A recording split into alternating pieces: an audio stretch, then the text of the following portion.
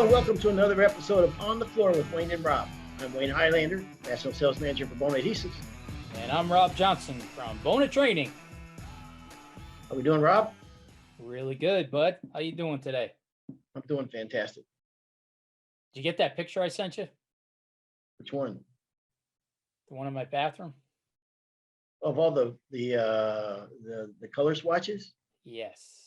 Yeah, that's a nightmare. That's my girl. Man, That's too many options. My girl. It's just a bathroom, right?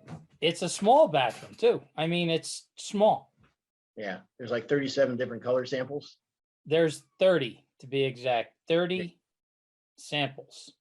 And I said, I think half of them are white and the other half are like beige. Yeah.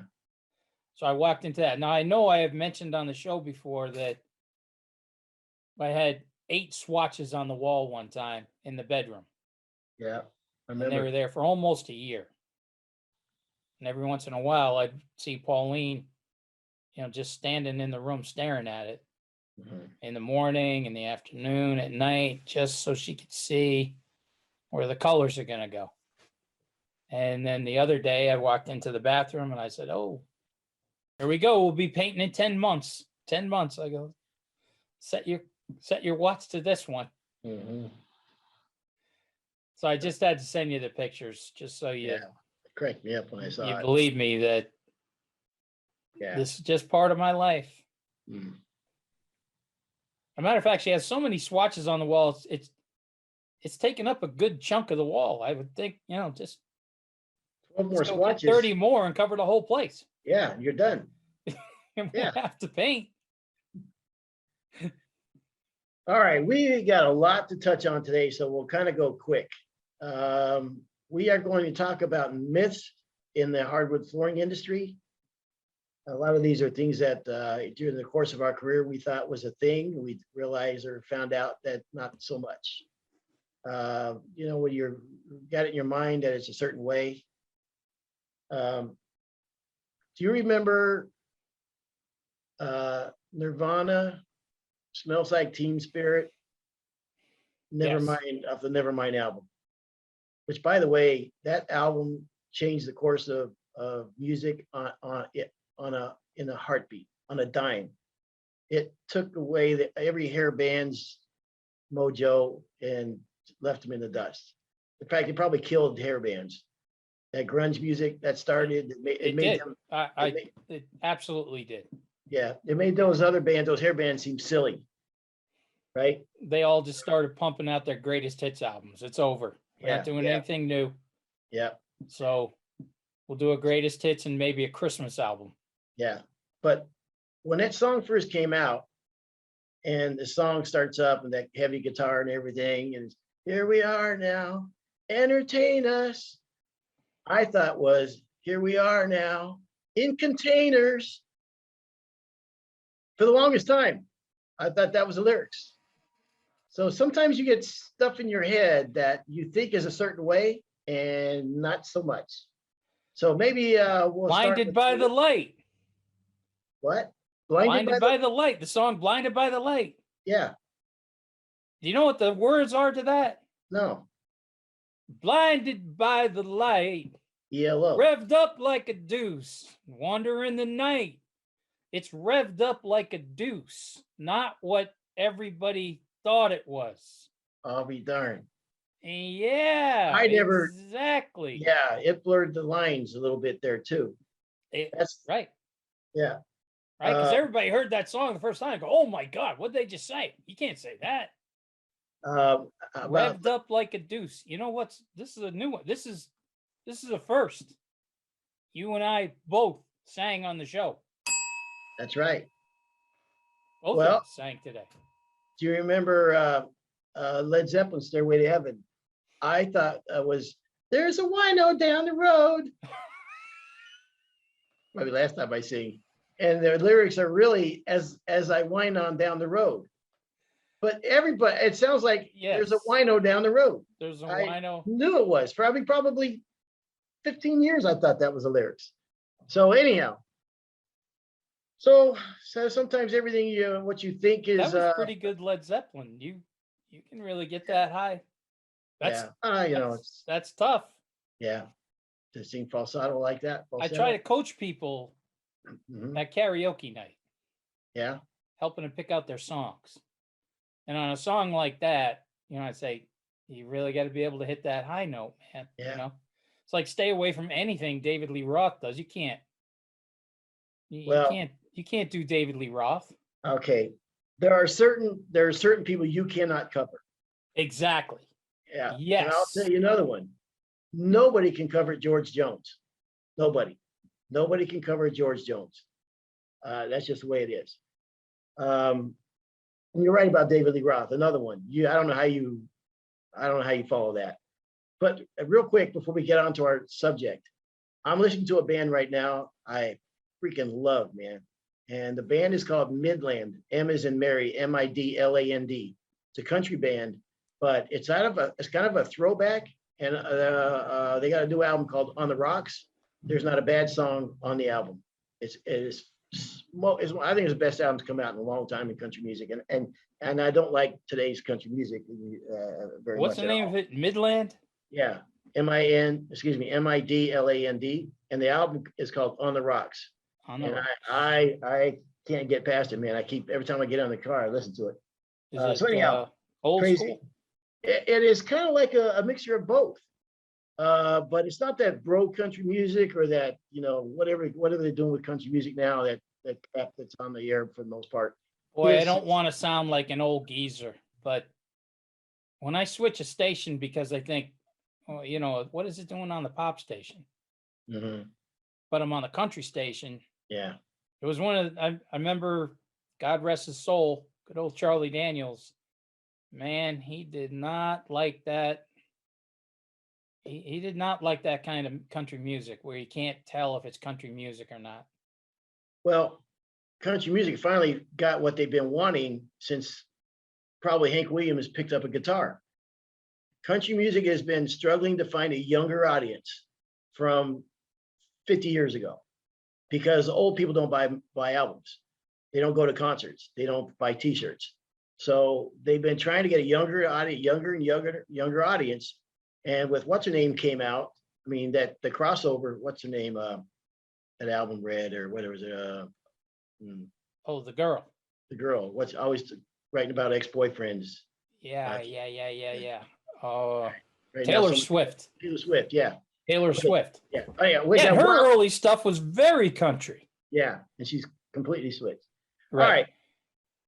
Completely off topic. So let's go. So myths that we thought were a thing, and then we realized over time is not the case. Go. Wood floor myths. Here we go. Yeah. You got anything? More solids, the better. Do I have anything? More solids, the better. What the hell you mean by that? If a finish is high in solids, it's got to be a better finish. Oh, see, that was not very well communicated. I was thinking you were saying more solids like solid wood flooring versus engineered. So you're saying you're talking about finishes. Yes. Oh, well, that's a whole different paint job.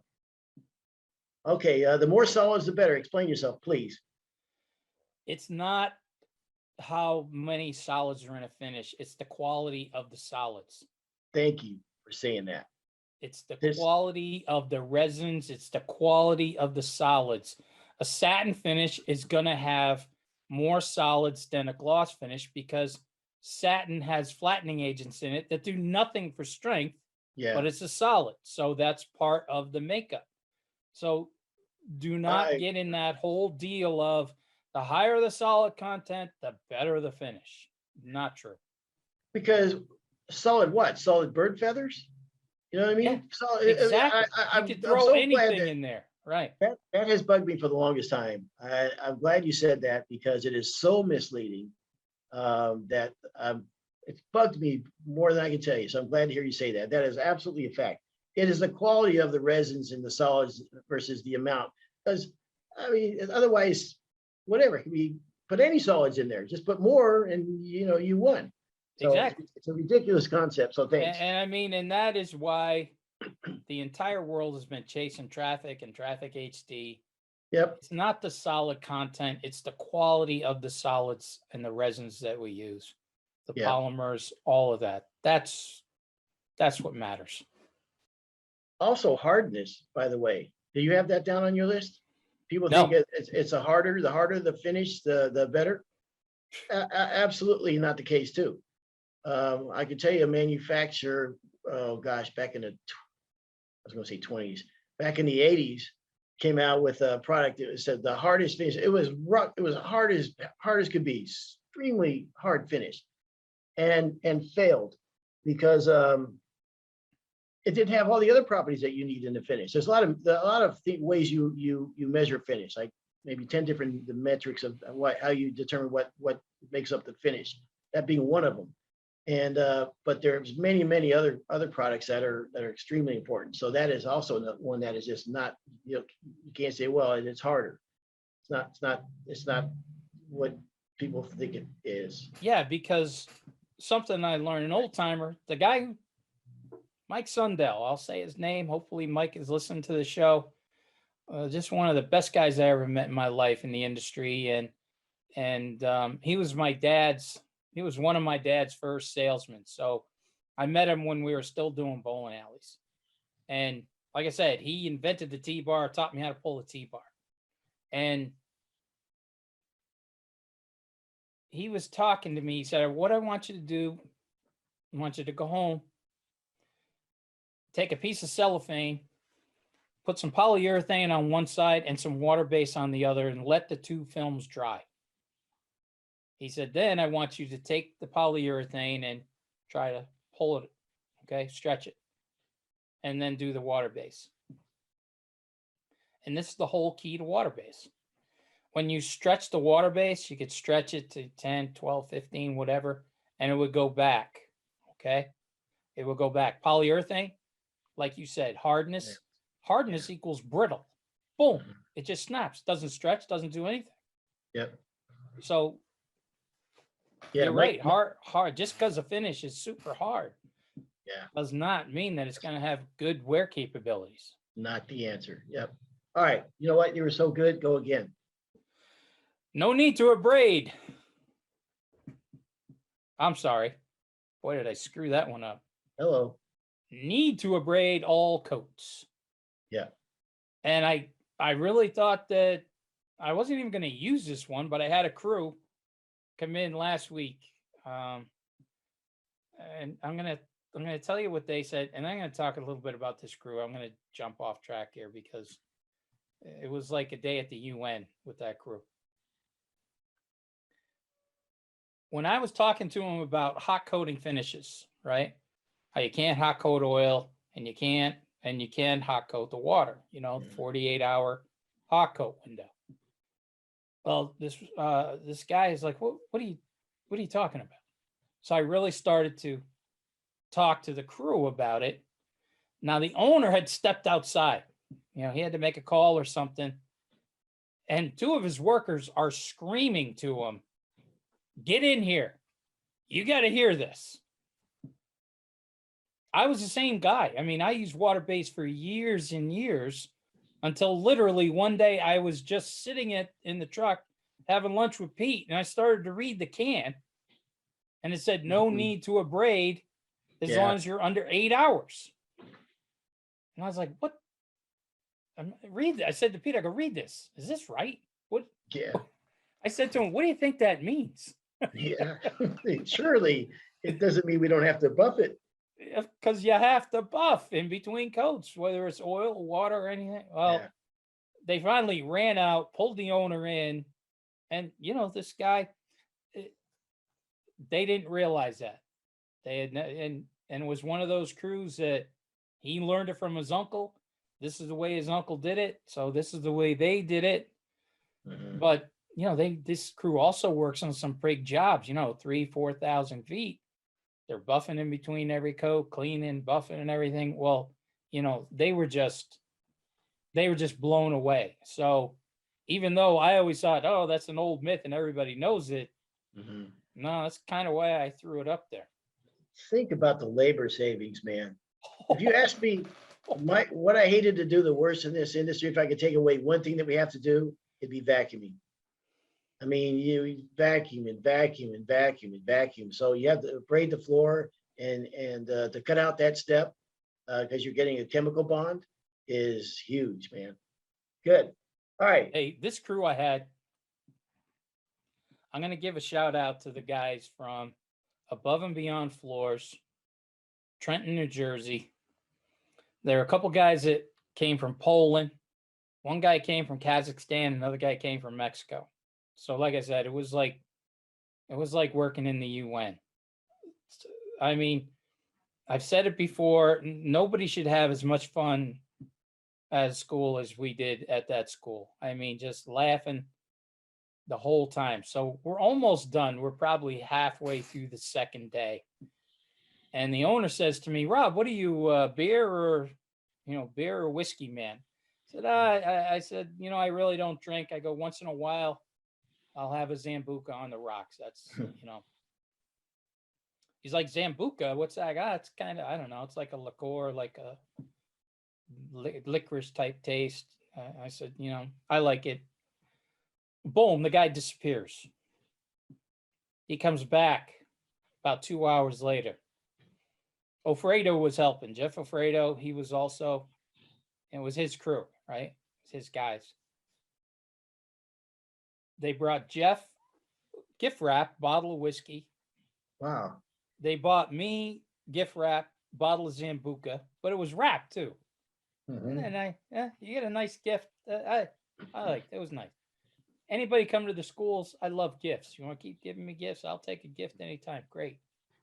So then he pulls out another bottle of Rosé Zambuca. I never even heard of it. Wow. He goes, I got this for us, blah, blah. And I'm like, okay, great.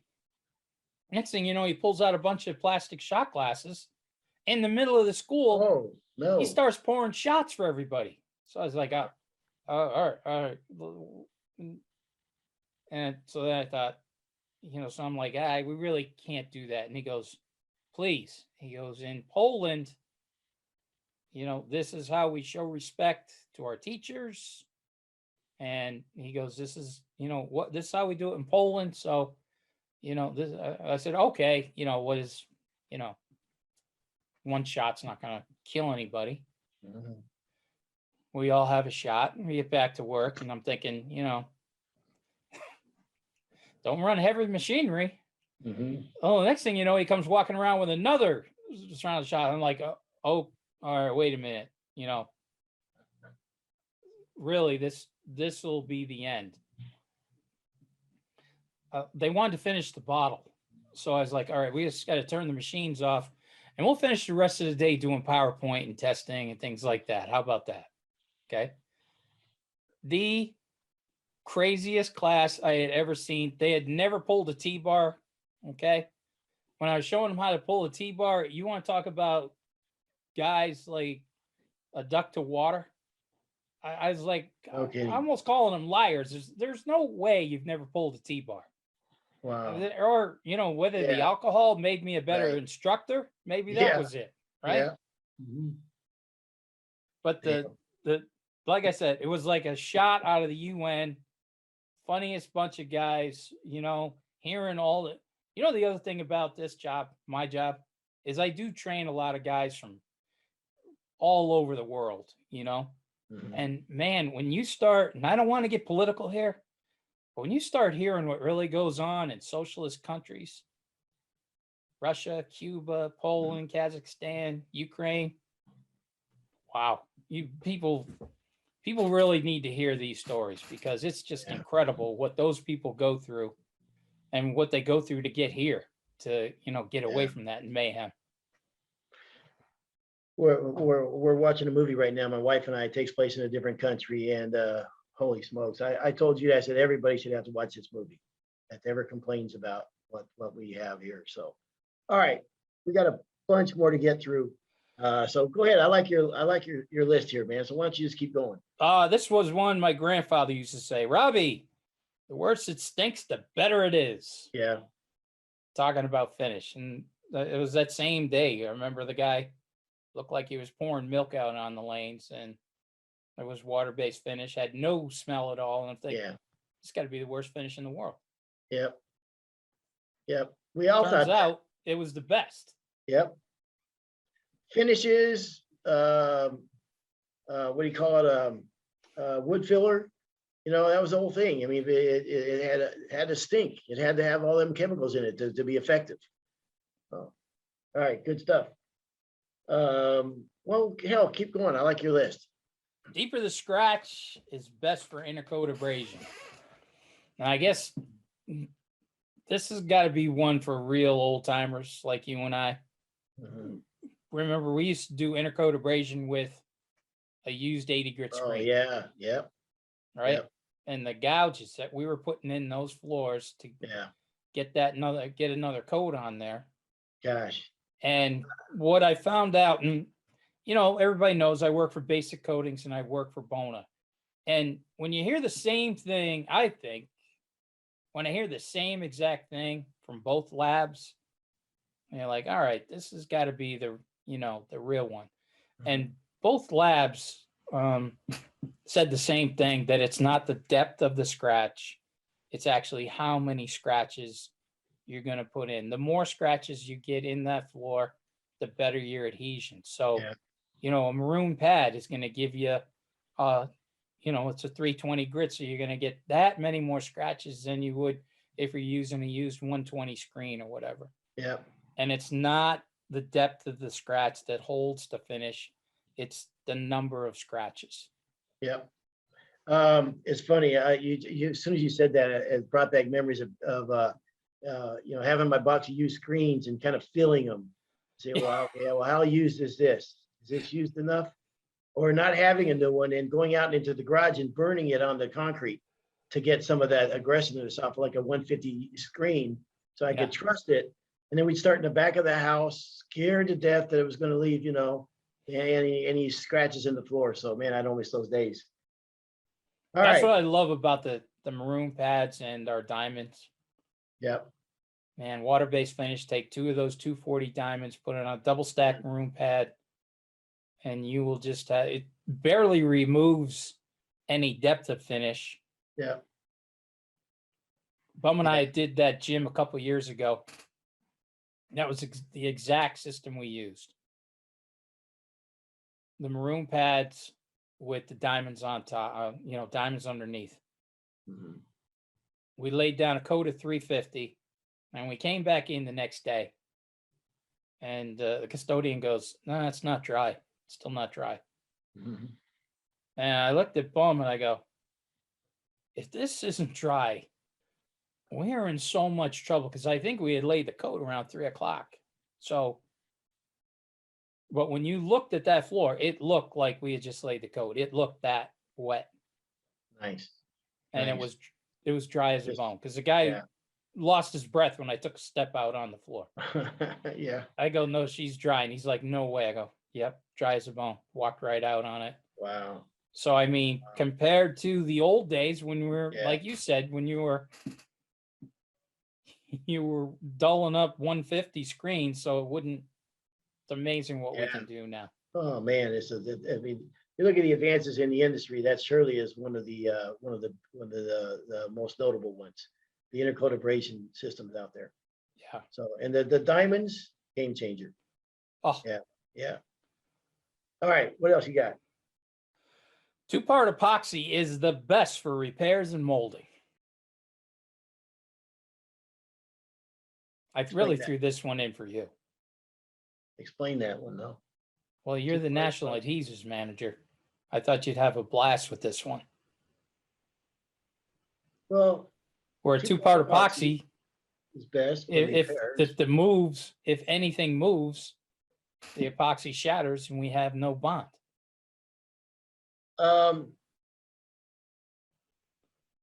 No. Wow. Two-part epoxy is sometimes the best for repairs and molding. So I'm talking about wind shakes and stuff like that. You know what I mean? Hairline cracks in the boards and that kind of stuff, or you know, that type of repair. For a board repair. Yeah, for a quick one.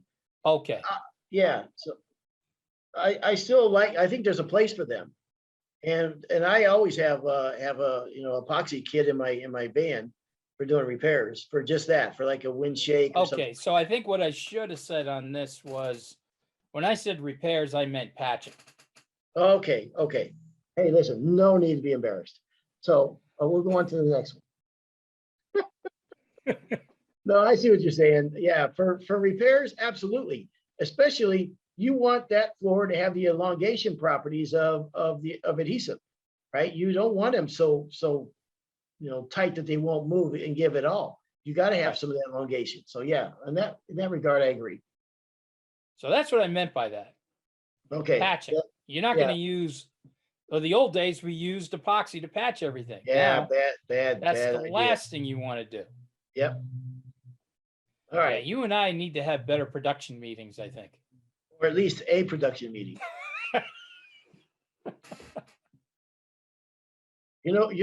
Things are tough if we're using all your notes.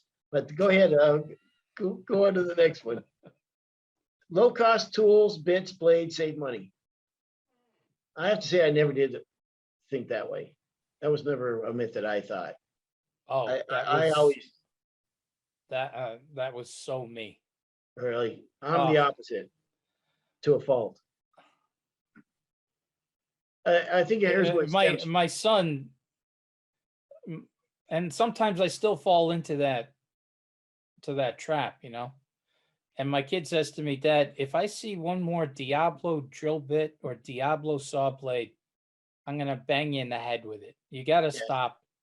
And he was showing me, his saw blades, and yeah, they're $80, $100, but make beautiful cuts. They're perfect. Where, oh man, I just got into that. No, that's good. I can buy 5 Diablo blades compared to your one blade. And yeah, he's like, yeah, but a brand new Diablo blade isn't going to make a beautiful cut like my blade does. yep. And when another one that he got me with was his Festool palm sander. I don't know what he paid for it. I think he told me he paid like $400 or something. Hmm. Like, what are you out here, mind? I can buy 10 palm sanders for $400. Yeah, And he goes, I'm gonna save you some time. He goes, don't say another word, just use it. Try it. yeah, So I guess that was my myth. Low cost tools, bits and blades save money. yeah. Because they don't save time. I'll tell you that. No, you end up having to buy them over and over and over again. So yeah, I'm kind of the other way around, maybe even to a fault. And I have, by the way, yeah, I'm huge into bass fishing, or and I'm a tool guy, but I have no love for old fishing equipment. I have no love for old. I don't have no romantic feel about old tools. Like some guys will put old saws in their house or in their man cave or something, or they'll put, or they want to buy old fishing equipment because it's old. I have zero interest in that. I want the best technology you can get. So that's same with like old Corvettes and everything. I love the way they look, but would I spend the money on a really nice old car like that? No, because it doesn't have the air that comes up to your seat. Have you ever had one of those, by the way? Oh, you haven't lived until you've sat in an automobile that has cold air flowing up your butt. I'm telling you, Rob, This is important to you. I was hugely important. I was in an F-150 truck, I think it was, driving to a job site in Michigan with somebody to look at a job. It was hot as could be. We're sweating. It was hot. We're driving down the road. I said, oh my God, is there like air conditioning flowing through the seat up into my body right now? He goes, yeah. I went, oh. I got out my phone. I put that on my list of things I need to have in an automobile. That was the greatest thing I've ever seen in my life. I have zero interest in an old 1968 Z28 Camaro, as much as I love the way they look with funky bucket seats or whatever, that doesn't have all the new technology. So there you go. I don't think there's any prettier car than a 72 Stingray. Yeah. I mean, that is got to be one of the most badass looking cars in the world. but what a horrible ride. Yeah, they all were. Yeah, yeah, 69 Chevelles, the Z28s, all them, the RS Camaro, all of them, man. They're beautiful to look at, but no, I'll give me the Yeah. new technology. yeah. All right, we got so many, we're going to keep moving. Wood acclimated at my distributor. I actually never thought that was the case either. I never thought that the wood was acclimated at my distributor, but I guess some people probably do. A lot of people do. Wow. And Okay. especially when the distributor tells you, no, we keep our place acclimated. Yeah, it's not acclimated to the job site. Mm-mm. Yeah, you're right. Yeah. All right, been doing this for 40 years. I don't need no training. I don't need no stinking training. What Sierra Madre, the treasurer of Sierra Madre, one of the greatest lines ever in a movie. We don't need no stinking badges. Badges? Badges? We don't need no stinking badges. You remember that movie? Is that where that came from? I thought that came from a Clint Eastwood movie. No, I don't think so. No, I know the scene. Yeah, definitely. Well, damn it. I have to look it up. Speaking of movies, while you're looking that up, I watched a movie the other night. I don't know if you've seen it. Have you ever seen the movie The Irishman? No. I know you live it. No, You haven't seen this one yet? what, is it new? I think it might be a year or two old. Scorsese did it. Pesci's in it. De Niro. I don't, doesn't ring a bell. Yeah, it came from the 1948 film, The Treasure of Sierra Madre. Okay. 1948 classic. Anyhow, go ahead. Sorry. I don't recall the movie. It's there's another big star in it. Can't think of his name. Who was the guy who was the coach in Any Given Sunday? Big time actor. De Niro, not De Niro. Al Pacino. Pacino. Yeah. So it's directed by Scorsese. Pacino's in it. Pesci's in it. De Niro's in it. It's about Jimmy Hoffa, the whole Hoffa story. I did see that movie. Yes. Yeah. Okay. Yeah. Where Pacino was Hoffa. Yes. I Yeah. thought he was a great Hoffa. He was, but I'm over that mafia movie now. I'm tired of them. They've been done. They're played out. God, I'm gonna sound like such a snob here. I really had a problem with the aging of the characters. Well, To yes, I see De agree. Niro trying to play a guy in his early 20s, it was confusing. I would Okay. hope that they just find somebody that kind of looked like him and do it that way, but where they're all playing younger versions of themselves. Yeah. It was a long movie too. I had to take a break during that movie. Okay. So since you said that, I saw not too long ago Clint Eastwood's last movie, Cry Macho. That dude needs to stop making movies. Someone needs to get a hold of him. That's the worst damn movie I've ever seen in my life. And in one part of the movie, he's on a horse, training a horse. But then they showed him when the horse was going crazy. There was a wide shot from like 60 yards away. I kept thinking, if that man falls off that horse, he's going to break a hip. And then he had a love interest who was like 45 years old, younger than him. 45 years younger than him. Get out of here with that. Come on, man. It's over. I loved you, man, but it's everybody's got a shelf life. All right. What'd you think of The Mule? The Mule. The Mule. The movie. Oh, I didn't like it. No, I'm over him. I mean, So you don't like his really old guy, Gran Torino? No, I Mule? want to remember him back in the day when he was the man. And yeah, so no, I didn't like the Mule. Okay. Yeah. I like Gran Torino, oddly enough, a little bit because it was kind of more his character. He was a tough guy, and it worked in that movie. So yeah. All right. What else you got? I don't know. Where were we? Peeling finish can be fixed with a screen and coat. I have to say, No way. Yeah, If it's peeling, you put finish on top of a floor that's peeling, usually it's just going to cause more peeling. Finish dries, it pulls tight. It pulls tight, it's going to find weak spots that's going to peel again.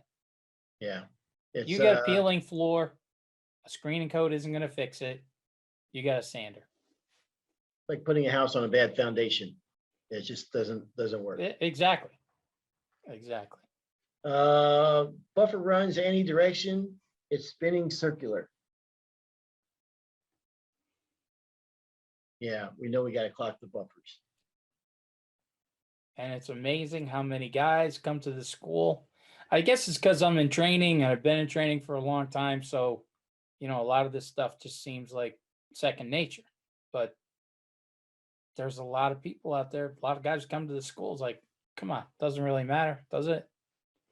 And I was like, well, you can, one of the things I've been showing guys, you can only heal it on that right corner. Mm-hmm. You try healing it to the left, it doesn't go. Doesn't work. Yeah. Doesn't work. So clocking the buffer. Big machines go left to right or right to left. Doesn't matter. Well, actually, we know it does. It does matter. Yeah. You can run them the wrong way. Don't get me wrong. You can, they'll run, they'll cut. The problem with running them from the right side of the room to the left is you have that outside wheel that's not going to run where the sander has sanded. Yeah. Yeah. So anything it hits, it telegraphs to the cut head. Yeah, that's a fact. And I know some guys still have a hard time with that when they say, oh, I've never had any problems. I've never had any problems. I run the belt sander right to left, but they are truly designed to run left to right. In the old days, the drum sanders are designed to cut from right to left. Yes. Back in the day, and also they were usually slanted at an angle. But back then too, the milling wasn't near as good as it is right now. We have to thank Pergo and those type of manufacturers for that in a way. That the milling of the floors got much better, and you don't have so much overwood. The stock wasn't like really peaked up over the next one, and you had to grind so much of that off. The floors come out now are way better milled than they were in the past. So the more coats, the better. Yeah, that 100%. I agree with that one. I've had customers tell me that, hey, I'll give you another $500, just put one more coat on it. And we'll tell them, no, we don't want the money. You've got 3 coats on there. It doesn't need another coat. You're walking on that last coat. You got a lot of build there. You got a great system, and you just don't need that next coat. So save your money. Well, sometimes too, what I used to do and what I tell our students, you got the homeowner, I did 2 sealers and 2 top coats. You're good to go. That's our recommended system. Well, some of the homeowners, well, if 2 top coats is good, I want 4. Yeah. Okay. No problem. I'll give you 4, but it's got to be on my time frame. I'll do the 2 and 2, then I'll come back in 2 weeks, abrade it, and then I'll give you another 2 coats. That way we know everything is completely cured. Can't be just because they want it. But the other thing is, I never want to tell anybody no. And that's nice, easy money there too, right? Give them what they want, but it has to be done correctly. Yeah, and I think too that you can, the problem with putting multiple coats on, and like, let's say you had to do a repair, there's debris in the finish, and you have to put a 4th coat on. And God forbid that doesn't go good. Now you're looking at a 5th coat. The more coats you put on, the more difficult it becomes to coat. And I think it's like a surface tension issue. I don't know what it is exactly, but it does make it gets so slick. The finish almost can't lay down. And we get these little tiny bubbles and stuff. I think that especially with oil base, the more you put on, sometimes the more challenging it becomes to and that 2 weeks, that's for water base. Yeah. If it's oil base, I'll be back next month. Yeah.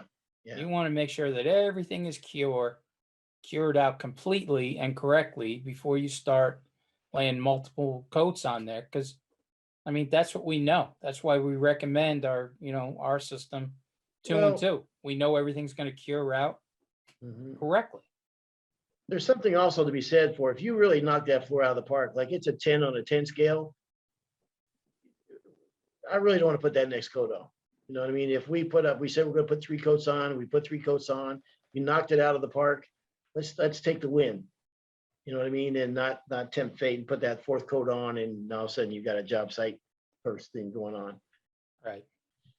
All right. Personal protection equipment is for wimps. That was the mindset. It really Right. was. Yeah. Yeah. I remember the name of this show, Wood Floor Myths. Yeah. That I was absolutely. remember the first time I put my Pauline and my mother-in-law came out to a job one time, and we were doing a 16-lane bowling alley a couple towns away from where we live. So they brought the guys lunch. They brought us lunch, and when they came in, my mother-in-law's a nurse at the time, Mhm.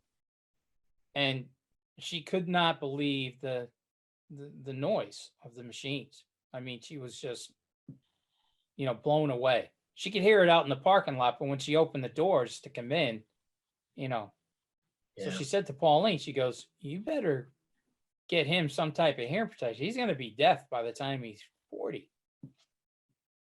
So she actually went out that day and bought me a set of hearing protection, and I think they're called Peltor. They're the ones that the guys at the airport use. Oh, okay. Those big ones like that. Yep. Yep. And I remember Pauline said, "Oh, I got you something. Or my mother got you something." And I remember looking at those thinking, they will laugh me out of the building, Yeah. And anyways, we're on a job and I'm edging inside of a closet. And it's, you've edged inside of a closet, right? Mhm. Without hearing protection.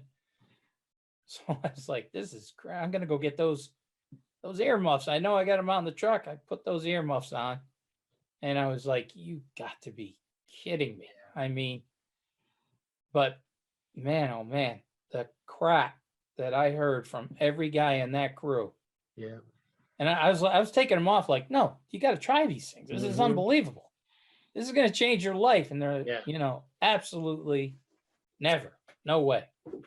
Well, The same guys who were pulling Moisture Cure with no respirators, no. Yep. The old timers. Yep. When I asked for knee pads, like 6 months into the trade of hand sanding all day long. Yeah, that's all I did for 6 months is pretty much hand sand and hook. And I asked my uncle for some knee pads, and I'll never forget what he said. "What are you, one of those kids that wants to live forever?" So, all right. So I put down a few off my list of myths that I thought was the case, and that turned out not to be true at all. And one of them is orbital sanders. I just talked about hand sanding. We looked down our nose so much at orbital sanders. Oh my gosh. And when a new kid showed up on a job and asked if you could use one, we were disgusted with him. You know what I mean? Like nobody used orbital sanders. We all hand sand. It was the only way to do it right. And they turned out beautiful. Don't get me wrong. We hand sanding with 60 grit, they turned out beautiful. But there's a better way to do it. That's a real good one. You're right, because I felt the same way. This is going to be completely controversial. This next one I'm going to say.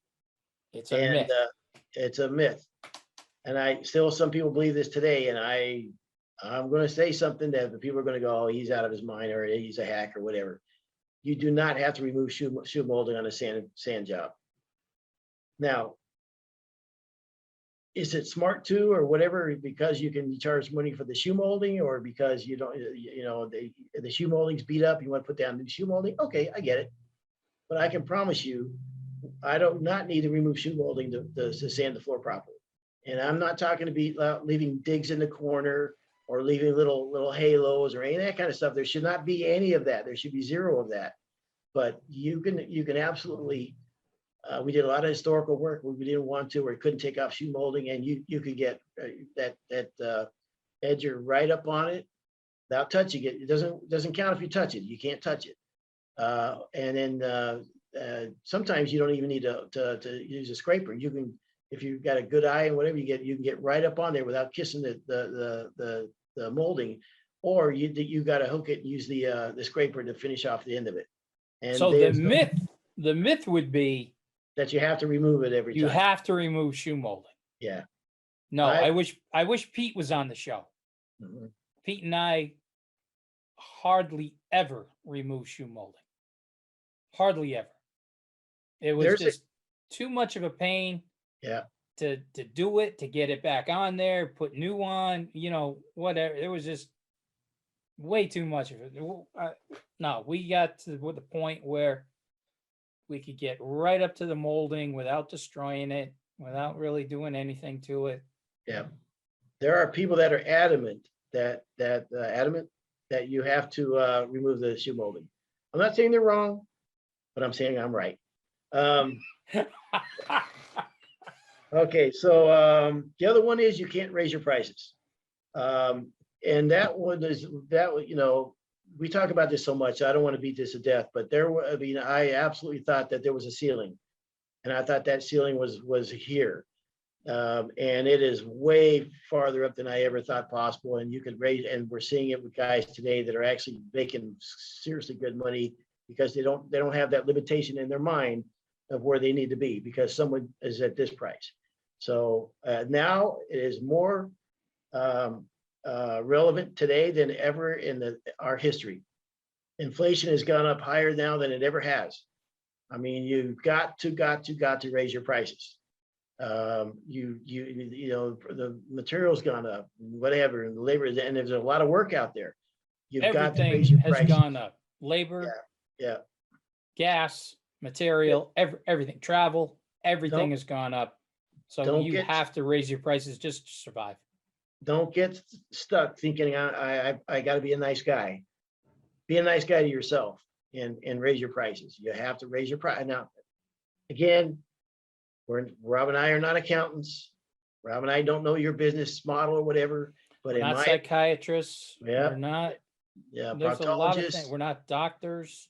No, in my opinion, it's only my opinion, is that really, that was one thing that I was stuck on as a young guy, thinking that 275 is the max, because that's what the big guys, that's what the high end guys were getting.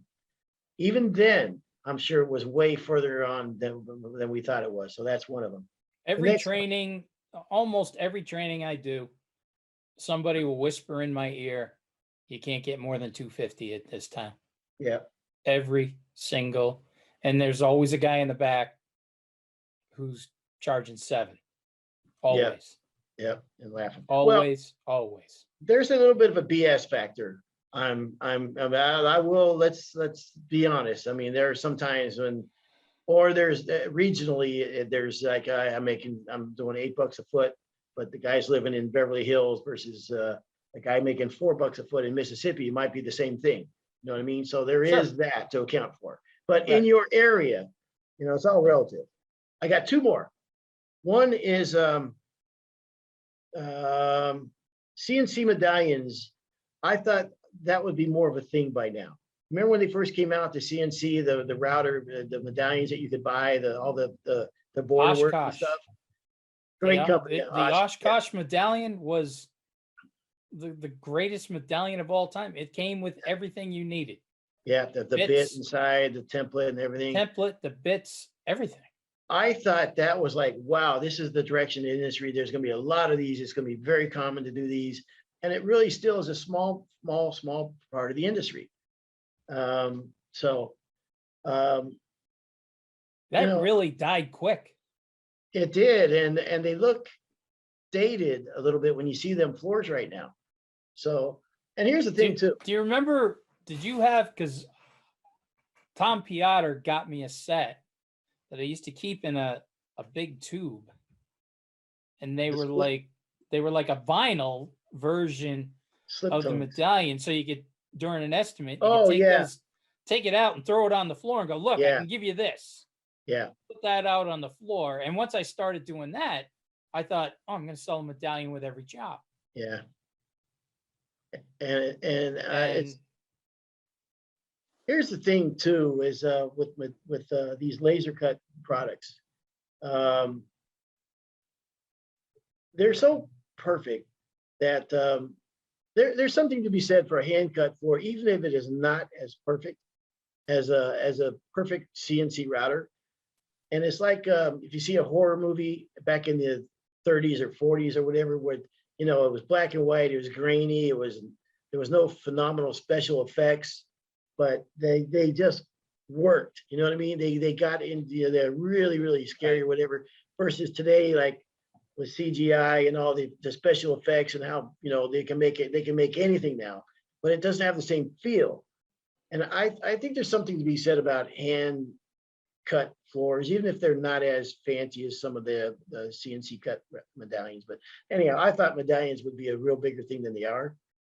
And my last myth that I thought is that you have to do this alone. You're on your own, running a business and starting a business and running a business and because there's nowhere where do you get any help? You're doing this on your own, and that's a myth. There are people that there's mentoring programs out there. There are people there's organizations that will help mentor small businesses. I wrote down a couple of them. One is SCORE, SCORE is you can Google them. There's like 300 chapters in America. Another one is the SBDC, Small Business Development Centers, that you can find and get some help, get some mentoring on. So that's something that I would have when I was a 25-year-old kid, man. I didn't know anybody that would really with that other than my father-in-law, whatever little knowledge, and he wasn't a hell of a lot of help. But if there was organizations out there that were like that, then I would have, man, why not take advantage of these? Some of the most successful people I know in this industry today have used mentors and have become mentors. So so just maybe keep that in mind. Now, I don't have the time to be a mentor to anybody, but in another circumstances, I would probably would enjoy that. Maybe you could point somebody in the right direction, just like you just did. Yeah, there you go. That's my mentor. There you go. Yeah, that's it. Because I have a feeling I would say, well, how come you didn't do this yourself? You want me to do this for you now? Huh? Or get your act together before you come to me. There it is. You know what I mean? That's what people don't understand about you. You're a giver. That's right. You are a giver, man. All right. So those are some myths, and you pointed out with one time, Rob, that with our generation has probably seen some of the most changes in this industry. If you look at where we started our career to where it is right now, who would have thunk all the changes that we would see, and the other thing is it is always evolving. This is ongoing, and it'd be interesting even 10 years from now, the changes in the industry that'll be out there. All right. You got it. So there you go. Thank you very much. It's been another episode of On the Floor with Wayne and Rob. Please stay tuned for another episode.